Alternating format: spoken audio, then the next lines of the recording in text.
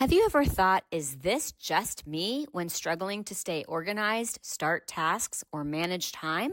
For those of us over 50, these challenges might not be just aging. They could be ADHD hiding in plain sight for decades.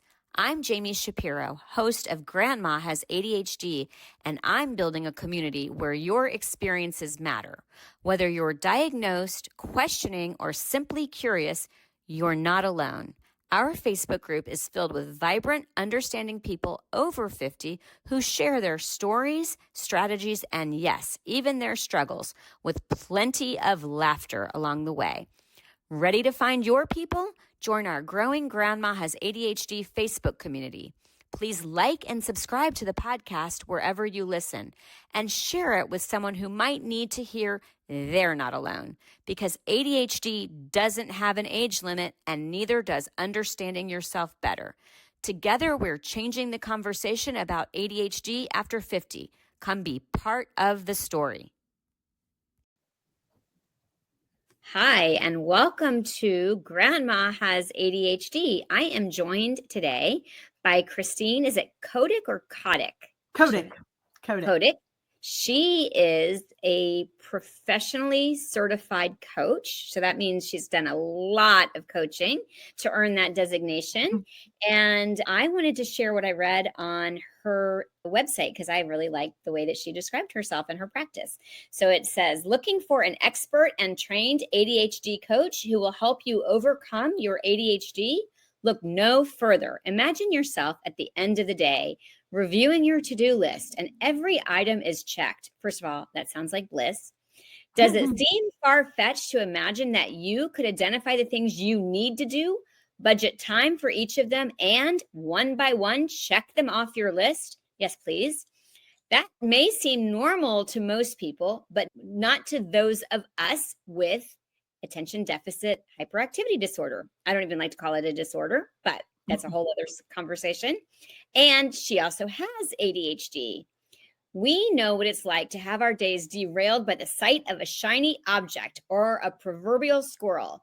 We know what it's like to hear repeatedly that we have so much potential, and if only we would try harder.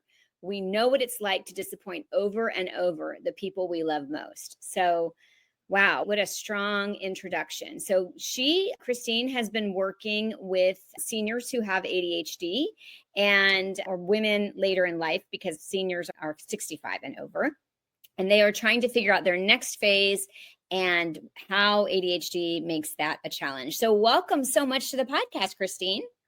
Thanks. I'm excited to be here. I'm excited to have you. So I always like to start with your ADHD discovery, how you ended up discovering you had ADHD, then a little about, when you looked back at your childhood, and then, of course, how you got into coaching. Sure. So my ADHD journey, I always call it a journey because I feel like that's what it was. I guess if I go back even farther, so kind of this is the childhood piece, I was someone who found myself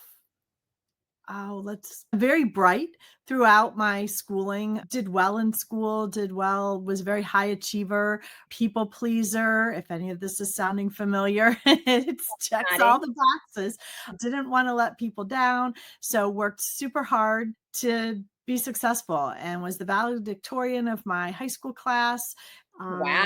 And so things were going really well until I got to college. And then I got to college, and because my mom, who I call her my prosthetic prefrontal cortex, my executive functioner, I got to college and I couldn't do school. I didn't know how to keep myself on time, how to motivate myself, how to turn things in, how to study, because I had never done that on my own before. So college was really a big challenge for me. But I didn't know why. I just thought something happened between graduating from high school and showing up in Cleveland, Ohio for college that, drank bad water. I don't know. Wasn't sure what it was, and struggled through college. I graduated and things were fine. I got my first job and things were fine. And things kind of kept going along being okay until they weren't. And then things were a big challenge for me. And so it just was that bumpy road. And I ended up going back to school as an adult after I had two of my four kids and got my teaching degree so I could teach. And when I got my first teaching job, it was at a school in Columbus for kids who learn differently. And that meant dyslexia. We were all, as teachers, Orton Gillingham trained. So the multimodal approach to teaching, very hands-on. And most of my kids had ADHD. And so as I was learning about ADHD and going through some things with my own children, I was like, this sort of answers a lot of questions for me. Is this something that adults can have? And of course, the answer was a big resounding yes. And yes, you have ADHD, Christine. So I was in my 40s, I believe, when I got diagnosed. And like I said, I was in the perfect, you hear about the perfect storm. Mine was actually a good perfect storm because I was in a school where we taught kids how they need to learn when they have ADHD. It was a safe space, a lot of hands-on, a lot of understanding of that ADHD brain and what it needs and what's helpful and what's not. And so that helped me. And so I went to a conference, a CHAD conference in Baltimore one year, and listened to an amazing ADHD coach talk about ADHD coaching. And I was like, oh, wow, this really lights all of my fires. I'm so excited to learn more. And so I really spent that fall learning a lot about ADHD coaching, went and took training courses in person in DC, that January, and left my teaching career behind and started my coaching business 10 years ago this month. So it's hard to believe it's been that long. So that is my long-winded answer to how I got here and kind of my ADHD journey. Nice. Okay. Well, first of all, for those of you who are listening and you don't know the terminology CHAD, because I always remember we're bringing in a lot of people who are new to the ADHD conversation. True. Yeah. So CHAD is, I believe it's Children and Adults with ADHD. It's the largest nonprofit that's advocating for people who have ADHD. I know right now there's a lot of conversation around medications and accommodations. And so CHAD is out there really trying to help. So they co-sponsor the International ADHD Conference. I just wanted to sort of back into that.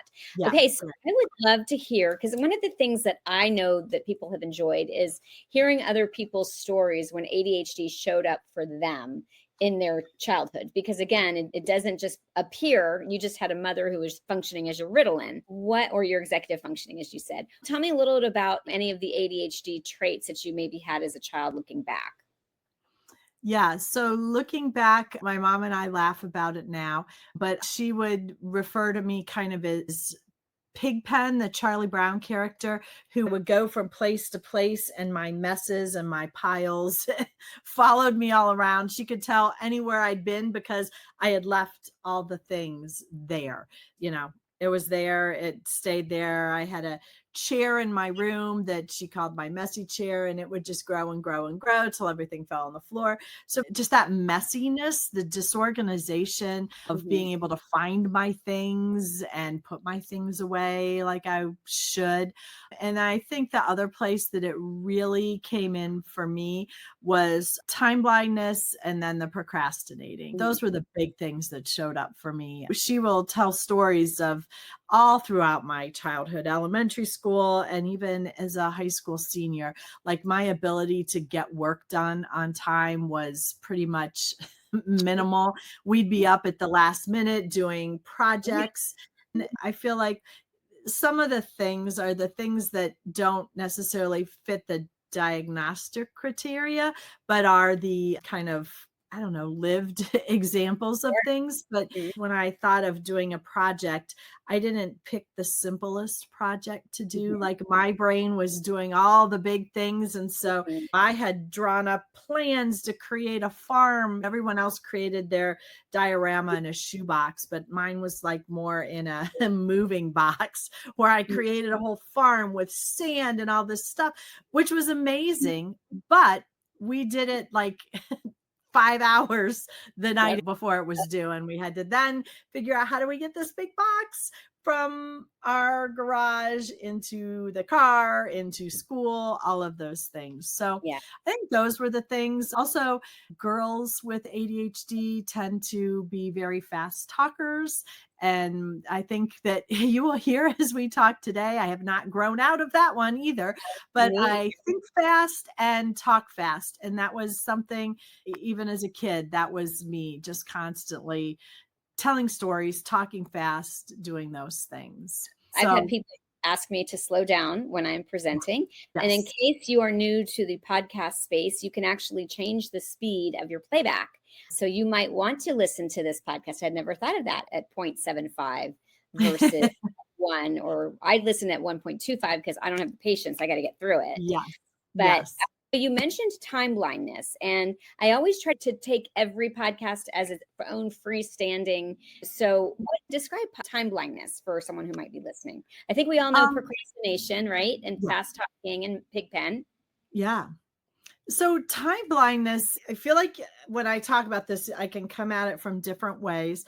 But one of the things for time blindness is just the inability to really understand the passing of time. So it can affect people in several ways. One of those is like, I have this project. I think it's going to take me an hour to do it. And so I'll budget an hour. Well, really, anybody with a neurotypical non-ADHD brain could look at that same project and be like, Christine, that's like 3 hours of work. You're never going to get that done in an hour, right? So now we're behind. We aren't getting things done. It's that inability to feel like the passing of time. So one of my strengths is I love to learn. And so as a teacher, I love to gather all my resources and gather resources and gather resources. But I could quickly get lost in gathering the resources and finding new things and finding fun things to share with my students. So I might have started that after I got the kids all to bed, and that I might have started that at 9 o'clock. The next thing I knew, it was 2:30 in the morning and I felt like an hour had gone by. So like, you just get involved in things and you don't feel that passing of time. And so it's just that inability to really understand time in the same way that a neurotypical brain does. I think it also is an example of like the now, like everything happens now or it's not now. So if it's not right happening, it's not like we push it off and plan for it in other chunks of time. We just say, oh, it's not now, it's the other time. I saw a real funny clock that someone here in my building has, and it just has now, now, now, now, now, now, now for all of the times. So it made me laugh when I saw that, because I'm like, yeah, that's what happens. Like, oh yeah, it's now. So that's a very non-academic way to describe Like what that. is the time blindness shows up for people. Yeah. I would imagine that most of our audience are not academics. I wanted to ask you a question. This is totally random, but it made me think of something, and I want to know if you can identify. So when I cook and I want to put it into the leftovers into a Tupperware or a leftover container, I can never judge the size that Tupperware container is. I wonder if that has anything to do with the same time blindness. Just curious. Do you? Oh, that is so funny. I don't think I have ever thought about that in that way, but I can tell you, my kids are always laughing because they're like, Mom, clearly that chili was not going to fit in that container. And then, of course, I have to like actually just try and squish the lid on so the chili's all, because it, Now you have a bigger mess than if right? you had. Yes, to take the time to get another thing out and put it in. Yes. So I think, yeah, maybe the whole thing with time blindness and all that, I think it's maybe it's Spatial. like a estimation issue. I had never Yeah. asked anybody that question, but when I do, it's funny because my company does packing and unpacking as part of the services that we provide with Move Manage. And I've never been good at getting the boxes, putting things away. And so when I give a presentation, I always say that there are people who are just naturally inclined, and that Yeah. is not me. Yeah. So one of the things that I wanted to go ahead. The funny thing is, though, like I am an expert trunk packer. right? Because Mm, I can see like how all this stuff, so I can do it with that, but it's like the food, because I'm thinking about it, right? When I walk out to the car, I'm thinking, okay, how are we going to get 6 people's vacation stuff into the back of this trunk so we don't have to leave anything at home? So I think I've been priming my brain pump and thinking about it. The food, it's just like, oh, I got to put this away. And I don't have that same planning feature. So that's actually a super interesting question. Now I'm going to be thinking about that nice. for a while. I definitely, the now and not now has been so huge. And actually, that's a big part of what I'm doing here. So, part of it is educating people who are coming to the discovery that they have ADHD and they've had it their Mhm, whole lives. And our mhm. challenges, we're definitely going to get into that. What does ADHD look like for somebody, 50 and over versus, someone who's running a household? But the other reason that I am doing this is that I have noticed that a lot of people with ADHD, because we're impulsive spenders and we're living in the moment, that we're not thinking about retirement and what we're going to need as we're aging. And so that's another big part of, we all want to do way more than we possibly can, but it's like, Right. how do I ignore that? So I just Yeah. wanted to mention that. So, Yeah. okay. So, one of the reasons that I was really excited to have you on this podcast is that you specifically mentioned that you do work with seniors. And I wanted to kind of hear from your perspective. How do you think their daily lives are impacted with ADHD at this point? And how do you work with them for strategies and support? Yeah, no, it's really interesting to me. And that's why I loved the whole grandma has ADHD, because over time I've worked with, I couldn't count them, but many women and men that are like have hit retirement age. And that retirement transition really throws people for a loop with their ADHD. And I think it's working with a super wonderful lady right now. And that's her big frustration with herself, because we tend to get hard on ourselves. But she had kids and she managed her kids just fine. And she had a job and she did all these things. And now, when she feels like she should be at the time of her life being able to be retired, and her husband retired, and they moved to a new city to be with her grandkids. And now all of a sudden I can't seem to have a plan. I can't get out of bed and get moving and do the things. And I bought plants and they're dying before I can get them planted because I just don't have that energy. And so I think, to me, it's super interesting that it's like in those times of transition, what worked before and the methods we used, I think, to manage our ADHD, and we build Mhm. up to that. And now all of a sudden we're retired. We're in this new phase, and our brains, they don't know what to do with that. And so they get caught up in some of the things that I see with my college students with ADHD, who struggle of going from the structure of high school to a college setting where they have to manage their time. They have to build in the structure. They have to do all those things. And there's not an external force pushing on them for those things. And so Mhm. we have to build that in. And I think that for me is one of the biggest things of all the people that I've worked with, is the biggest struggle is that all of a sudden, like, the lack of structure makes Mhm. it really hard Mhm. to do the things they want to do. Sure. Before we talk about some strategies, I would love to hear your theory on why you think it is that we get to this point in retirement where we can slow down and people with ADHD struggle more. And then if you don't say what I think, I'll share what I think. Well, I mean, I think it's a couple things. One, I think that I'm going to put my fingers down. So I remember, I want to say 3 things. One of those things is that I think, like I said, it's our people have kind of trained their brains to Mhm. do these specific things, to get up and go to work, or get up and do work, or get up and get the kids off to school. So you have these certain plans in place Mhm. and what you're supposed to do.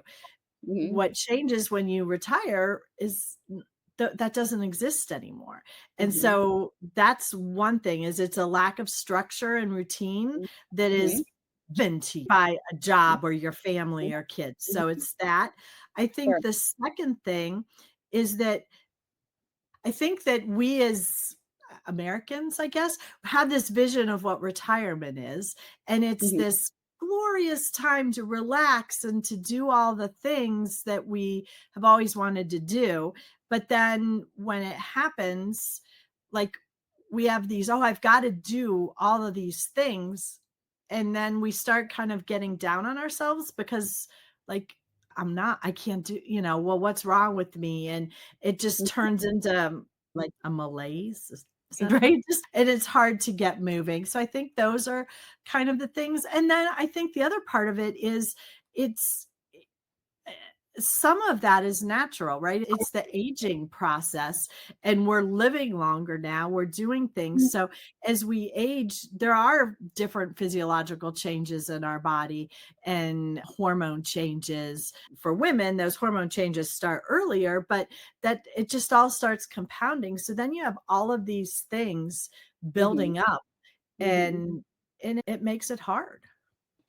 Okay, so those were some different things, but I liked them. So I'm going to contribute two things that I think, Yeah. and I'm combined type, so that means I'm hyperactive and I'm inattentive. So Mhm. one of the things that I've learned about myself is the more I have to do, the more I get done. And Right. so when I've got a bunch of stuff coming at me, then because my dopamine is high and I'm just thinking it out. So that would be one theory behind it. The other Mhm. thing for me that I find, and I know this now to be so true, I discovered my own ADHD 10 years ago. And I'll look Mhm. at old posts from before I knew I had ADHD about I have my daughter home. It's just the two of us. I don't know what to do with her. Like I struggle with having to make a lot of decisions. And so I can't even imagine having an empty canvas of my day and then having to make a lot of decisions. So that's my thought behind that. Yeah, no, and I totally agree with that. And I guess in my brain, I kind of lump that all into like that structure in that routine in a little bit. And it's the same, like if I take a day off from working, I can spend all day just spinning my wheels, thinking and doing all the things. But if I don't have a plan, if I don't Mhm. have somewhere to be or something, then it's harder to do that. So when you go from that, I've lived this life of working, like you said, with all the things. Now I don't have any of that. And it's Mhm. harder because now you're spending more time thinking and all of that. I think something else that happens is that because it's really coming out more now that ADHD continues into adulthood and that there are things in aging that can make it harder. I think that probably in the past, there's been a lot of masking or a lot of chalking it up to, oh, I'm depressed right now, or wow, my anxiety. So I think that too, there's a lot more understanding that this is a continuing, lifelong issue for people. And so, how can we best support people during this time? I think there's an emotional piece to it. Also, like the emotional dysregulation as we get older is harder. But now, like people are downsizing, they're having to make decisions. Like you said, sometimes there's a lot of decisions to make. Sometimes it feels like there's not enough. But I see people that are having to make decisions about like their stuff and what do I keep? And I'm moving from a 4-bedroom house that I lived in with my family to a 1-bedroom Mhm. independent senior living. What do I do with all of this stuff? And it feels hurtful and hard to let go of things. And so people bring it with them, and now they've got, so I think that there's a lot. Right. Okay. I have to interrupt you. And first of all, Yes. kudos to you for using the term senior living. Do you know what I do when I'm not hosting the Grandma Has ADHD podcast? I believe that you are a person who helps people make that transition and downsize. Yes. So I didn't know if you knew that. And I don't know if you are aware, our listeners, I want them to know about NASMM, which is the National Association of Senior Move Managers. Only we're not just for seniors. We added the word and specialty. So Okay. people who are facing these challenges can actually hire people like my company is in San Diego and Silver Linings Transitions, but they can go to NASM, NASMM.org and find people who can help with that transition. So I didn't like lead you there, but because it came up, I'm like, I Yeah. have to, of course, put in a plug. Okay, I want to take a break, but when we come back, I want to talk about some of the strategies that you put in place with senior clients. And then I always like to ask my guests about the button, the magic button. If you could press a button and your ADHD would go away forever and you would never have had it, would you press the button? So I'm going to leave you with that thought. We're going to take a quick pause. I'm going to take a sip of water and we're going to come right back with Christine Kotik.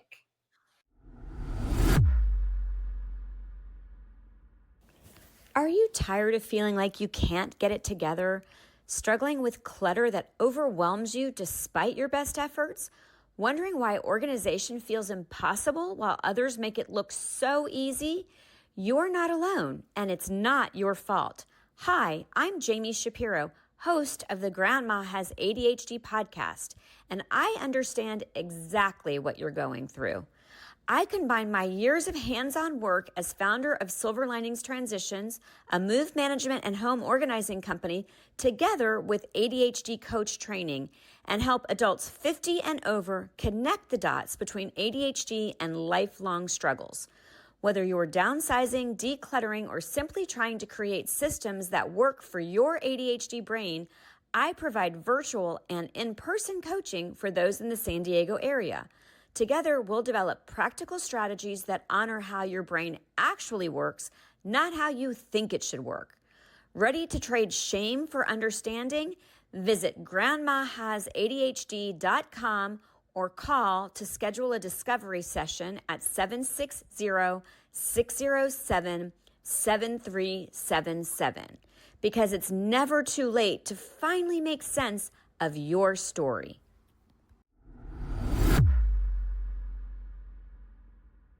Ever wondered why helping a loved one declutter feels like speaking different languages? I did, especially with my mom. It wasn't until I founded Silver Linings Transitions, helping San Diego seniors organize and move for over a decade, that I discovered why. We all experience clutter differently, and for those of us with ADHD, it's a whole other world. If you are listening in the San Diego area and feeling stuck with moving, paperwork, photos, or home organization, our team at Silver Linings Transitions gets it. We understand ADHD's unique challenges, and we won't just help you get organized. We'll create sustainable systems that finally stick. Schedule a consultation with our team today at 760-522-1624.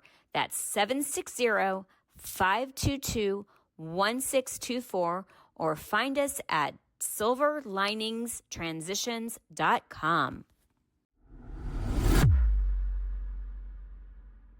Okay, we are back with Christine Kotik, and I left her with, how do you advise your senior clients? What strategies and supports do you have them put in place to make life easier?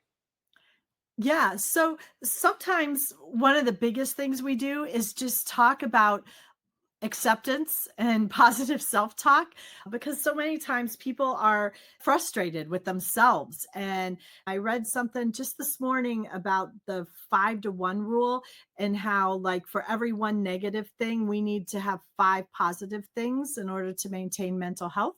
So like my clients, I feel like almost consistently are reversed, right? They're maybe saying one thing that's gone well and 5 things that are miserable. So it's helping reframe those thoughts. And another strategy that I think is huge is helping people, like, with some all or nothing thinking, right? So a lot of times people are like, oh, I've got to get this. My granddaughter's coming for the weekend. I have to get this room ready for her.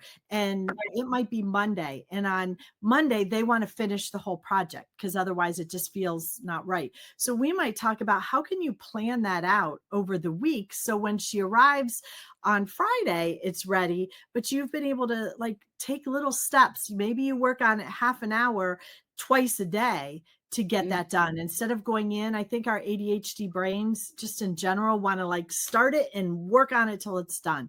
And that's really not helpful oftentimes, because when we get tired of it, we get frustrated, we make more of a mess than we started with, and now it's hard. So encouraging people to like take those little bite-sized pieces of things as they're working on stuff. And I think the other big thing, and it goes to kind of what you said, but like setting up some kind of a structure for yourself. So getting up at the same time, eating your breakfast, doing the things like, what do you want to do with your days, right? Now that you have the chance to do anything that you want, because you don't have to go to work, you don't have to manage your children, what do you want to do? And so sometimes just asking that question, people are like, I never really thought about that before. And so when that happens, then how do we build that in? Spend some time getting back to your arts that you love to work on. Spend some time knitting. Spend some time extra going to a farmer's market. Sometimes people find that it's super helpful to search out volunteer activities, because that gives them something outside to look forward to in that. So it's keeping connections and kind of building in that structure that kind of helps you feel like you have a plan when you get up in the morning. So you have benchmarks to hit. I agree. I would just add one more thing, and I've heard not to use the word exercise because a lot of people don't like that word, but like to plan to move your body. And I know for me, my mental health is so much better when I have done something to move my body first thing in the morning. And my kids actually, again, before I knew I had ADHD, would say, Mom, did you go to yoga today? Because they could tell when I was off. They could tell when I had exercised. Body movement is super, super huge. And I'm also a national board certified health and wellness coach, which was additional coaching training and work. But that's one of my big things, is that you don't have to be perfect. You don't have to go out and run marathons. You don't have to, but what can you do to move your body so that you're getting that exercise so that you can keep active? And yes, the exercise, to use that word, but the moving your body, increasing your heart rate, getting a little sweaty, those are all things that have benefits for ADHD brains as much as ADHD medication does. So when you do that and you notice that calmness, that ability to focus a little bit, that ability to be motivated to do things throughout the day, it's a great way to start your day. Right. I do want to throw one more thing at you. You mentioned the whole perfectionist thing. And one of the terms I learned in my ADHD coaching was perfect poisons progress. Yeah, I love that. Yeah, it's really good. So, I mean, if we think something has to get done perfectly, we will not do it. And sometimes, like I say, just 10 minutes a day. I mean, sometimes for me, I make myself, because sometimes I don't like to go to the gym either. You know, you just have to do 4 machines. Like, okay, I can do 4 machines, right? So anyway. Doing something for just 5 minutes. I hate paying bills, right? Oh, I hate sitting down. Okay, just sit down and do it for 5 minutes. And usually you get going and you might do more, but if you're done, you're done. And that's 5 more minutes than if you had ignored it, kind of a thing. So yeah. I'm sorry. I love that. I have ADHD, in case you didn't know. Yeah. But I wanted to share one of the things that I learned in my coaching was I used to tell people to kind of eat the frog and get that hard thing out of the way. But I've learned that with ADHD, sometimes we actually need to do the fun thing or the easy thing to get our dopamine going and then do the hard thing. So that's a whole new way of thinking. It is that, and people, right? There's the whole book, eat the frog and do the hard thing so it's out of the way. But if that's your barrier, if doing that hard thing is way too much, that's not a good plan for you. And that's one of my big things with coaching is helping people find what works for them, not what the gurus and all the right words tell you to do. So I love that. Yeah, it doesn't have to be what everybody else does. It's what works for you. And I think that's super important to remember that it's your life and you get to choose. You get to choose what success looks like. You get to choose how you get there. So, yeah. And I also say, who is they? They say, who is they? Right? Yeah, exactly. Exactly. Because they say a lot. Yeah, they do, don't they? They do. They really do. So why do you think it's important that seniors have access to ADHD-informed support, especially if they've lived whole life cobbling it together, right? Undiagnosed and Yeah, I just feel like for people to have that relief, to have that validation, like sometimes people say, I feel like I'm crazy. Like, why can't I do this? This is like, I should be, right? I should be Mhm. able to do this. And so when you have that support and you have someone that tells you, no, like this is your brain wiring. It's okay to be like this. It's not just you. Other people experience these same kind of things. I think that is super important for people to understand. It shifts that narrative that we tell ourselves, oh, I'm lazy. Oh, why can't I do this? I must be lazy. I'm so forgetful. Well, no, you have a brain that works differently. And so your brain needs a different plan. And that can be so helpful. It improves your quality of life, I think, as a senior. It gives you better self management. It can help improve your relationships. One of my first adult clients, because I thought I was going to coach kids because I was a Mhm. teacher and I had 4 kids. I'm an expert at kids. I'm going to coach kids. But one of my first clients was, first adult clients was one of my student clients' grandparents. And she said to me, I have lived my whole life never being on time with birthday cards and birthday gifts and all of that. And she said, I forget if she was 72 at the time. She said, that's embarrassing. I've been embarrassed my whole life. I want to be able to do this for my family. And we talked about that her family probably was happy with whatever and whenever it came. But for her, that was like super important. And so that's what we worked on. And so that to her made her feel more comfortable about herself and made her able to enjoy those birthdays even more. So it improves your relationships, gives you increased confidence when you know that, okay, I'm not just flunking at retirement. Like, this is okay. It's a new phase for me. And I might have to ease into being retired. Maybe I can't go from working 65 hours a week to working 0 hours a week. Maybe there's a different plan that might be better for me. So I think that's a big part. And one of the things that you said, ADHD impacts health and it also impacts finances. And that's one of the talks that I give a lot is about ADHD and money and finances. So if that impulsivity continues as people age and their income becomes fixed and their expenses for health insurance and health costs go up and there's impulsive spending, that's rough. So having an understanding of how your ADHD works and how your brain works around money and all of that is important. So all of those things I think can really benefit everybody, but it can also benefit older adults with ADHD. Sure. That was a great answer. Okay, so here's the big question. Well, Yes. I think it's the big question. The button. You could press the button and not have had ADHD, never had it. Would you press the button? I would not press the button. And I don't think I even had to think about that. There's all the talk about whether ADHD is a superpower.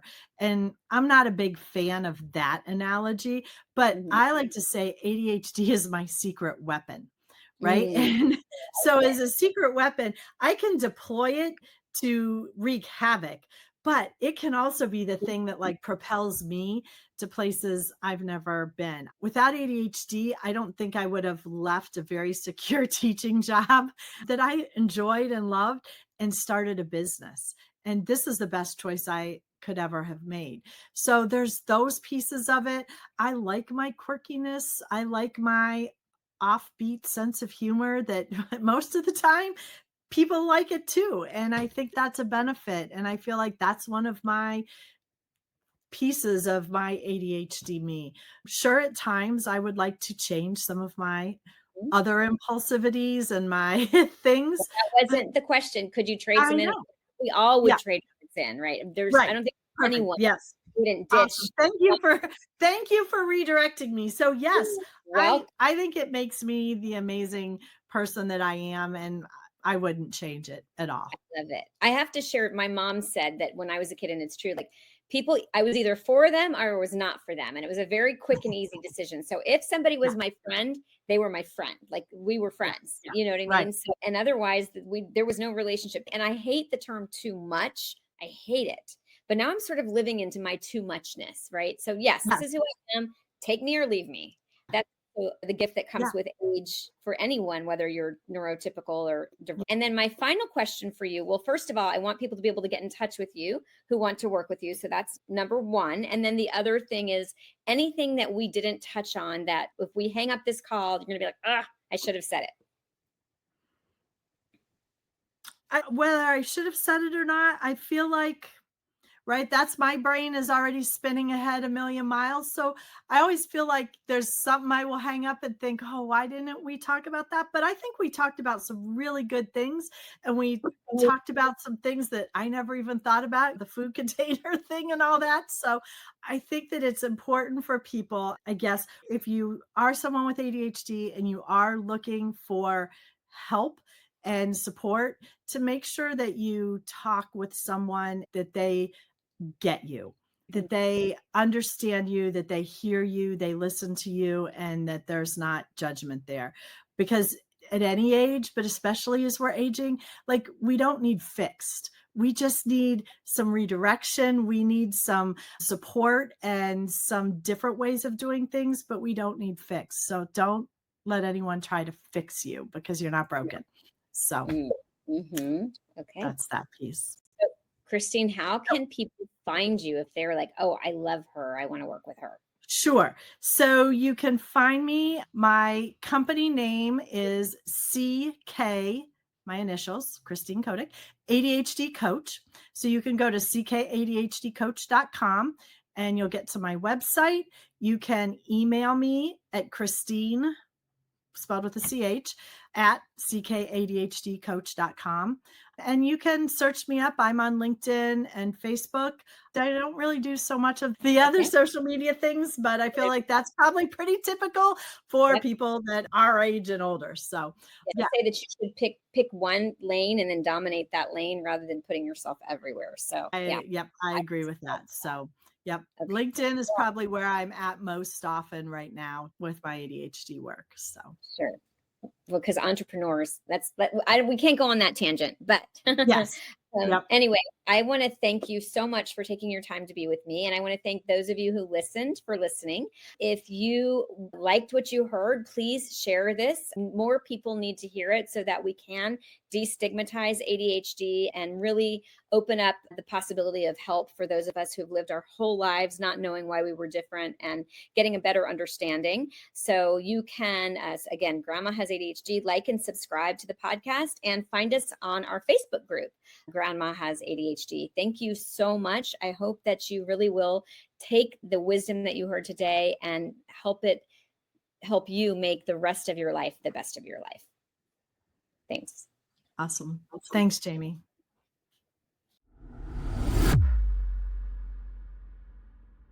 The opinions expressed on Grandma Has ADHD podcast are those of our guests and hosts and are intended for informational and entertainment purposes only.